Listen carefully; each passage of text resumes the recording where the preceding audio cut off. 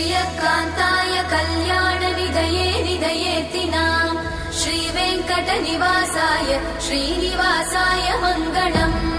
लक्ष्मी सविभ्रमालोक सुभ्रूविभ्रमचक्षुषे चक्षुषे सर्वलोकानां वेङ्कटेशाय मङ्गलम् श्रीवेङ्कटाद्रिशृङ्गाग्रमङ्गलाभरणाङ्गये मङ्गलानां निवासाय श्रीनिवासाय मङ्गलम्